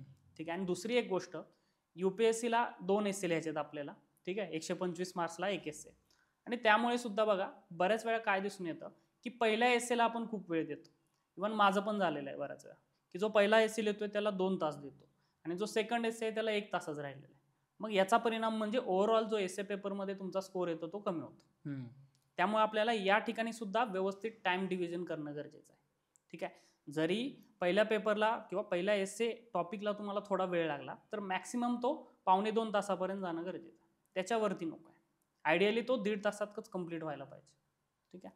बट या गोष्टी जर पाळल्या व्यवस्थित आणि जीएसचं नॉलेज लिमिटेड वापरलं, वेगवेगळ्या तुमच्या डे टू डे लाईफमधलं जे आपलं नॉलेज आहे किंवा जे ऑब्झर्वेशन आहे ते जर तुम्ही एसएमध्ये वापरलं तर तुम्हाला एसएमध्ये खूप चांगल्या पद्धतीने मार्क्स मिळू शकतात. ठीक. म्हणजे एसए किती लिहिले पाहिजे, कधीही सुरुवात केली पाहिजे, डायरेक्ट किंवा कुठले टॉपिक्स घेतले पाहिजे आता ज्याला प्रॅक्टिस करायची, ज्याला सुरुवात करायची? बघा एसए लिहिताना थोडाफार आपला जो अभ्यास आहे जनरल स्टडीजचा तो कम्प्लीट व्हायला लागल्यानंतर जे सोशल बॅकग्राऊंडचे एसए आहेत त्यापासून आपण सुरुवात करू शकतो. बरोबर. ठीक आहे. कारण आपल्याला त्यासाठी काही सेपरेट नॉलेज असण्याची गरज नाही. जे आपले डे टू डे ऑब्झर्वेशन आहेत, जे आपण बघतोय पेपरमध्ये वाचतोय त्याच गोष्टी आपल्याला इकडे यूज करायचे. सो जे सोशल इश्यू आहेत त्यापासून आपण सुरुवात करू शकतो, जे युपीएससीचे विचारलेले एसए आहेत ते युपीएससीचे फक्त. आणि त्यानंतर हळूहळू आपण फिलॉसॉफिकल एसएकडे जाऊ शकतो. आणि त्यानंतर ज्यावेळेस आपली टेस्ट सुरू होईल किंवा टेस्ट सिरीज ज्यावेळेस तुम्ही द्याल त्यामध्ये तुम्ही ऑफिशियल टाइम लिमिट लावून त्या ठिकाणी एसए कंप्लीट करणं गरजेचं आहे. आणि मग त्या ठिकाणी मग योग्य फीडबॅक आणि त्यानंतर इम्प्रूव्हमेंट गरजेचे आहे. तर हे होतं एसएची स्ट्रॅटेजी. आपण प्रत्येक विषयाची स्ट्रॅटेजी आपण डिटेलमध्ये बनवणारच आहोत. त्याला म्हणजे त्याला व्यवस्थित वेळ द्यावा लागेल प्रत्येक जीएसला आणि ऑप्शनलचा पण आम्ही प्रयत्न करू. तर आता हे तर आपण जनरल स्ट्रॅटेजीबद्दल बोललो, इतक्या विषय मोटिवेशन, टाइम सगळ्याबद्दल आपण बोललो. सगळ्यात महत्त्वाचा विषय सर आता की क्लास कसा लावावा, म्हणजे कुठला क्लास लावावा, जॉईन करावा का नाही करावा, हा मेजर प्रश्न लोकांना येणार आहे किंवा येतोय आता. आणि लावायसाठी काय पॅरामीटर्स असले पाहिजेत? बघा मी तुम्हाला कोणता क्लास लावावा किंवा कोणता क्लास लावू नये हे तर सांगणार नाही, बट काही बेसिक पॅरामीटर सांगेन. ते जर पॅरामीटर तुमचे फुलफिल होत आहेत तर त्या ठिकाणी तुम्ही जाऊ शकता. जसं की सगळ्यात महत्त्वाचं, जे फॅकल्टीज किंवा मेंटर तुम्हाला शिकवणार आहेत त्यांनी युपीएससीच्या किती मुख्य परीक्षा दिलेल्या आहेत. बरोबर. ठीक आहे. आणि त्या मुख्य परीक्षेमध्ये त्यांचा स्कोर कसा आलेला आहे. बरोबर. कन्सिस्टंटली, ही गोष्ट सगळ्यात महत्त्वाची आहे. तो क्लास असेल किंवा किती वर्षापासून तो युपीएससीमध्ये काम करतोय, इट डज नॉट मॅटर. सगळ्यात महत्त्वाचं आहे तुमच्या फॅकल्टी किंवा मेंटर. ठीक आहे. कारण जर तुम्ही योग्य डायरेक्शनने गेला नाही तर तुमची अवस्था एका चक्रव्यूहामध्ये अडकलेल्या अभिमन्यूसारखी होऊ शकते. बरोबर. की तुम्ही चक्रव्यूहात तर गेलेला आहे, म्हणजे मेन्स एक्झामसाठी तरी अपेअर झालेला आहे, बट तिथून बाहेर कसं पडायचं हेच तुम्हाला माहीत नाही. ठीक आहे, मग हे बाहेर पडण्यासाठी तुमच्या मेंटरला आधी माहीत असलं पाहिजे की चक्रव्यूह कसं तोडायचं भेदायला कसं. पाहिजे. ठीक आहे, तरच तो तुम्हाला योग्य मार्ग दाखवू शकेल. बरोबर. सो त्यामुळे एकतर तुमच्या मेंटॉरने किंवा फॅकल्टीने बऱ्याच UPSCच्या मुख्य परीक्षा देणं गरजेचं आहे. त्यावरून त्याला समजू शकतं की ॲक्च्युली फ्लॉज काय आहेत, विकनेसेस आहेत काय आहेत स्टुडंटमधले, बरोबर. आणि तो डायरेक्शन दाखवू शकेल तुम्हाला. तुम्ही क्रेडिबिलिटी बघा आणि भेटा तुम्ही प्रत्यक्ष कुठलाही क्लास जॉईन Yes. करायच्या आधी कुठल्याही मेंटरला तुम्ही जिकडे तुम्हाला असं वाटते इन्क्लिनेशन वाटते त्यांना जाऊन एकदा भेटा, चर्चा करा, तुमच्या डाऊट्स कन्सर्न्स जे आहेत ते बोला आणि मगच जो काही निर्णय मला असं वाटतं घ्या. त्याचबरोबर काही टाइम टेबल शेड्यूल जो आहे की कसं ते करून घेणार आहेत, डिटेल प्लॅन घ्या. कारण तुम्हाला एक एक्सपिरियन्स आमच्या UPSCच्या एक्सपिरियन्समधून सांगतो की MPSCची मेन्स, कुठलीही मेन्स काही कमी मी काही लेखत नाही आहे, पण UPSCचा मेन्सचा चक्रव्यूह जो आहे तो इतका विचित्र आहे. जर तुमचा एकदा ट्रॅक सुटला, कारण इतके विषय मॅनेज करायचे तुम्हाला. 4 GS महत्त्वाचं तेच आहे हां, या ठिकाणी. 4 GS आहेत, एक essay आहे, म्हणजे 5 पेपर हेच झाले, 2 ऑप्शनलचे पेपर आहेत तुमचे, त्याच्यानंतर लँग्वेजचे पेपर्स आहेत. त्यामुळे इतकं कॉम्प्लेक्स आहेत आणि रायटिंग स्किल्स सोबत सोबत डेव्हलप करायची आहे. त्यामुळे तुम्हाला इथे एक मेंटरची गरज असते किंवा तुम्हाला क्लॅरिटी हवी तुमच्या प्रिपरेशनबद्दल. त्यामुळे तो डिसिजन जो आहे तो कॉन्शियसली घ्या. बऱ्याच वेळा बघा स्टुडंटला किंवा कॅन्डिडेटला ही क्लॅरिटी नसते, मग तुमच्या ते मेंटरला क्लॅरिटी असणं गरजेचं आहे. जर त्यालाच क्लॅरिटी नाही आहे तर तुम्हाला क्लॅरिटी कुठून येणार? बरोबर. सगळ्यात महत्त्वाचं. आणि दुसरं म्हणजे आपला सिलेबस ह्यूज आहे. तो सिलेबस इमॅजिनच केल्यावर एक हिमालयन टास्क असल्यासारखं वाटतं. बरोबर. मग ते कसं ब्रेक करायचं हे आपल्याला समजणं गरजेचं आहे. इथे आपण तेच की कॉन्शियस डिसिजन घ्या. सगळ्यात महत्त्वाचं काय की घाबरू नका. कुठलीही मेन्स एक्झाम परीक्षाच आहे ना ती शेवटी, तिला ऑब्जेक्टिव्हली बघा. कुठल्याही परीक्षेला आता डिस्क्रिप्टिव्ह पण आहे, डिस्क्रिप्टिव्ह परीक्षेला पण ऑब्जेक्टिव्हली बघा तुम्ही. म्हणजे ऑब्जेक्टिव्ह परीक्षा नाही, आपण जे म्हणतो की याच्यात वस्तू म्हणजे काय, याच्यामध्ये एक UPSC काय विचारतंय, UPSCने काय विचारलेले, प्रश्न कोणत्या पद्धतीचे येतात, कसं लिहावं लागतं, नोट्स कशा आहेत, हे खूप ऑब्जेक्टिव्हली डिसिजन घ्या तुमचा आणि घाबरू नका. सगळ्यात मेजर मी सांगेल, कारण इथे काय बऱ्याचदा असं होतं की आमच्या पर्सनल एक्सपिरियन्समधून की आम्हाला रायटिंगमध्ये डिस्क्रिप्टिव्हमध्ये बऱ्याचदा जाणवत नाही तुमची तयारी किती, आणि बऱ्याचदा लोक स्वतःला कमी लेखत असतात. आम्ही पण त्याच्यामधून एक होतो की तिथे UPSCच्या मेन्समध्ये एखादा पेपर खराब गेला असं आम्हाला वाटतंय. आणि म्हणजे माझ्यासोबत तसं झालं हिस्ट्री ऑप्शनलला 2019 मध्ये. मी हिस्ट्री ऑप्शनलचा पहिला पेपर देऊन आलो आणि मला असं वाटलं अरे काय, मी इतके मेन्स दिल्यानंतर पण मी खूप खराब लिहिला, माझं काही खरं नाही, माझं आता होणारच नाही, आता गेला माझा पेपर. माझ्या मित्रांनी मला मोटिवेट केलं की अरे असं नको करू, दुसरा पेपर द्यायचा आहे, दुसरा पेपर दे. आणि मी खरं सांगतो हे खरं झालेलं आहे. मला अजिबात इच्छा नव्हती, पण मी पेपर द्यायला गेलो, पेपर लिहून आलो, क्वेश्चन व्यवस्थित वाचले आणि त्या वर्षी मला इंटरव्ह्यू कॉल आला. ते माझे one of the best marks आहेत हिस्ट्रीमधले. त्यामुळे तुम्ही जास्त जज करू नका स्वतःला की मला येतच नाहीये, माझ्याने जमतच नाहीये. असं तुमचा पण एक्सपिरियन्स आहे, तुम्ही मला बोलत होता त्याबद्दल. म्हणजे सेम तसाच एक किस्सा आहे की आपण बऱ्याच विद्यार्थ्यांना काय होतं बघा, ज्यावेळेस मेन्स एक्झाम सुरू असते, एखादा पेपर जर कठीण गेला तर त्यांचा कॉन्फिडन्स पूर्ण लो होतो. बरोबर. आणि त्याचा इम्पॅक्ट बाकीच्या पेपरवर सुद्धा होतो. तर 2019च्या मेन्सला ज्यावेळेस मी भोपाळला होतो, सो त्यावेळचा हा किस्सा आहे की माझा एक मित्र होता नकुल देशमुख नावाचा. सो त्याचा ऑप्शनलचा पेपर थोडा डिफिकल्ट गेला. ठीक आहे, मग पेपर झाल्यानंतर आम्ही भेटलो. त्याच्या मते त्याचा ऑप्शनलचा पेपर डिफिकल्ट गेला आणि त्यामुळे मेन्स क्लिअर करणं डिफिकल्ट. ठीक आहे, क्लिअर होणार नाही असं त्याला वाटत होतं. बट ज्यावेळेस रिझल्ट आला, तो इंटरव्ह्यूला सुद्धा अपेअर झाला आणि त्याला फायनल सिलेक्शन सुद्धा मिळालं. म्हणजे IPS साठी तो सिलेक्ट झाला. म्हणजे एका पेपरवरून तुमचं ओव्हरऑल मार्क्स तुम्हाला कशी मिळतील हे त्या ठिकाणी ठरवता येऊ शकत नाही. सगळ्यात महत्त्वाचं आहे मेन्स होईपर्यंत आपल्याला कॉन्फिडन्स आपला स्टार्ट टू एंड सिमिलर लेवलला ठेवायचा, तो कमी होता कामा नये. बरोबर. शेवटी जाता जाता मी हेच सांगेन की बघा, जरी ही गोष्ट अशक्य किंवा इम्पॉसिबल वाटत असली 5 महिन्यामध्ये कंप्लीट करण्यासाठी, तरी आपण ते करू शकतो योग्य डायरेक्शनने आणि योग्य गायडन्सने. त्यासाठी बघा, do what you not ready to do. जरी आपल्याला ही गोष्ट अशक्य वाटत असली तरी आपल्याला ती करायची. हा तुमच्यामध्ये एक कॉन्फिडन्स असणं गरजेचं आहे आणि तो निर्धार करणं गरजेचं आहे. ठीक आहे, आणि थँक्यू आणि ऑल द बेस्ट. तर मित्रांनो, हा आमचा छोटासा प्रयत्न होता तुमचे MPSC डिस्क्रिप्टिव्हचे चे जे पण डाऊट्स आहेत, जे पण कन्सर्न्स आहेत ते ॲड्रेस करायचा. एकच सांगतो की तुम्ही या डिस्क्रिप्टिव्ह परीक्षेला ऑब्जेक्टिव्हली बघा. म्हणजे काय की त्याची प्रश्नपत्रिका व्यवस्थित बघा की PYQs कशा पद्धतीने येत आहेत. आणि अजून एक नोट्स जास्त फापट पसारा वाचत बसू नका, जास्त वाचू नका, कमी वाचा, वारंवार रिवाईज करा आणि त्याची प्रॅक्टिस करा. सिंपल फॉर्म्युला आहे मेन्स एक्झामिनेशनचा. कुठलीही परीक्षा कठीण नाही आहे, तुम्हाला फक्त त्याची स्ट्रॅटेजी अवगत करता आली पाहिजे आणि माइंडसेट पॉझिटिव्ह ठेवा. एवढंच सांगतो. परत आम्ही सब्जेक्ट स्पेसिफिक स्ट्रॅटेजीज घेऊन येणार आहेत. GS1, एथिक्स, एसे, ऑप्शनल प्रत्येकाची विषयवाईज स्ट्रॅटेजी आपण डिटेलमध्ये त्याचा अभ्यास करू. अजून या व्यतिरिक्त तुम्हाला काही डाऊट्स असतील, तुम्हाला काही विचारायचं असेल तर नक्की आम्हाला रीच आउट करा. नॉर्थ स्टार IASला तुम्ही आमचं MPSCचं डिस्क्रिप्टिव्हचं नॉर्थ स्टार IASचं ऑफिशियल टेलिग्राम चॅनल पण आहे. MPSCचं पण टेलिग्राम चॅनल आहे आमचं. तिथे तुम्ही जॉईन होऊ शकता. लिंक तुम्हाला मिळून जाईल. तुम्ही आमचा फोन नंबरवर आम्हाला कॉन्टॅक्ट करू शकता. तुम्हाला काही डाऊट असला तर feel free to reach out. Thank you.